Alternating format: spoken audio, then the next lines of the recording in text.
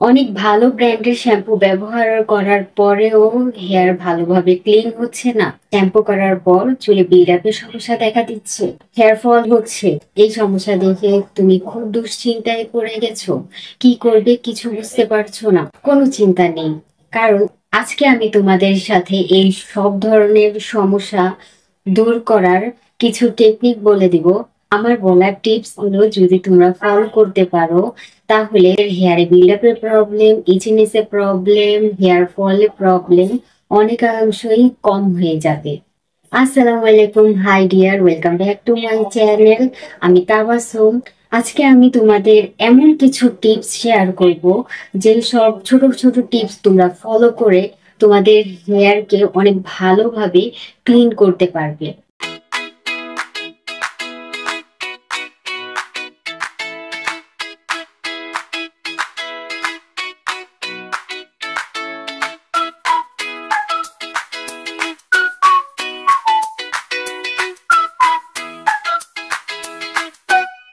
আমরা যেমন আমাদের স্কিনের কেয়ার করি, তেমনি আমাদের চুলেরও ভালোভাবে কেয়ার করতে হয়।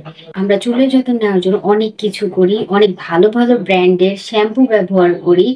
তা সত্ত্বেও পরবর্তীতে দেখা যায় যে আমাদের হেয়ার ভালোভাবে ক্লিন হচ্ছে না।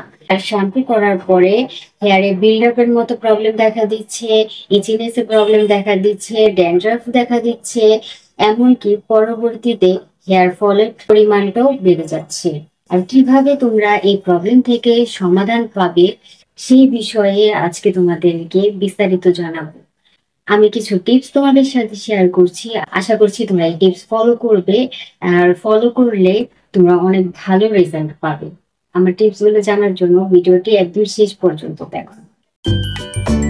শ্যাম্পু করার আগে চুলের জট ভালোভাবে ছাড়িয়ে নাও। যদি তুমি চুলের জট ভালোভাবে ছাড়িয়ে নাও, সেক্ষেত্রে হেয়ারের শ্যাম্পু ভালোভাবে লাগবে এবং স্কাল্প অনেক ভালোভাবে ক্লিন হতে পারবে। শ্যাম্পু করার আগে চুল ভালোভাবে ভিজিয়ে নাও। কখনোই গরম পানি দিয়ে ভেজাবে না। চুলে সবসময় ঠান্ডা পানি দিয়ে পুরো চুল ভালোভাবে ভিজিয়ে নাও, তারপরে শ্যাম্পু করো। শ্যাম্পু কখনো সরাসরি স্কাল্পে ইউজ করবে না। তুমি তোমার যতটুকু পরিমাণ শ্যাম্পু লাগে ওই পরিমাণ শ্যাম্পু তুমি একটি গ্লাসে নিয়ে নিবে। তারপরে সেই গ্লাসে তুমি নর্মাল পানি অথবা ডিআইওয়াই টোনার ব্যবহার করতে পারো। ডিআইওয়াই টোনার অথবা পানি দিয়ে তারপরে সেই শ্যাম্পুটাকে ভালোভাবে মিক্স করে নিবে।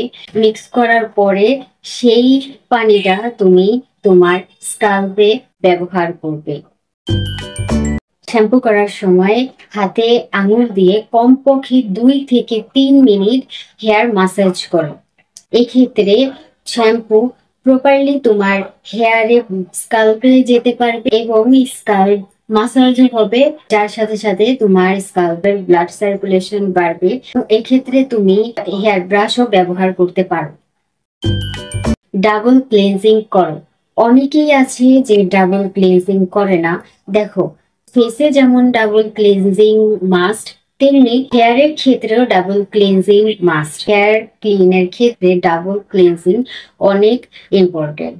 ডাবল ক্লিনজিং করলে তোমার হেয়ারের স্কাল্পের বিল্ডআপ সমস্যা দূর হবে, স্কাল্পের ময়লা ক্লিন হবে, পরবর্তীতে তুমি একটা ক্লিন হেয়ার পাবে।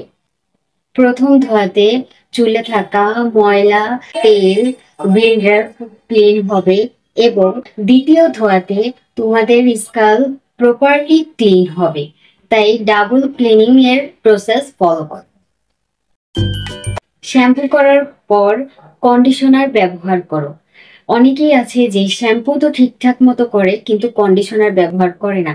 যদি তুমি ব্যবহার না করো, তাহলে তোমার হেয়ার ড্যামেজ হতে পারে, হেয়ার ফল হতে পারে, হেয়ারে অনেক পরিমাণ জট লাগতে পারে।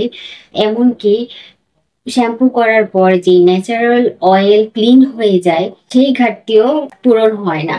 তাই কন্ডিশনার ব্যবহার করো। কন্ডিশনার ব্যবহার করলে তোমার হেয়ারে জট লাগার পরিমাণটা কমে যাবে। কন্ডিশনার তোমার হেয়ার ময়শ্চারাইজ করবে এবং হেয়ারের ন্যাচারাল অয়েলের ঘাটতি পূরণ করবে। আশা করছি আমার বলা টিপসগুলো যদি তোমরা ফলো করো তাহলে 100% তোমাদের হেয়ারের বিল্ড আপের সমস্যা, ইচিনেস এবং কি হেয়ার ফলের প্রবলেমটা অনেকাংশেই কমে আসবে। তাই তাড়াতাড়ি আমার টিপসগুলা তোমরা ফলো করো এবং সঠিকভাবে শ্যাম্পু করো। যদি আমার ভিডিও তোমাদের ভালো লাগে তাহলে লাইক করো, কমেন্ট করো অ্যান্ড শেয়ার করো। আর যদি তোমরা নেক্সট ভিডিও দেখতে চাও তাহলে অবশ্যই সাবস্ক্রাইব করো।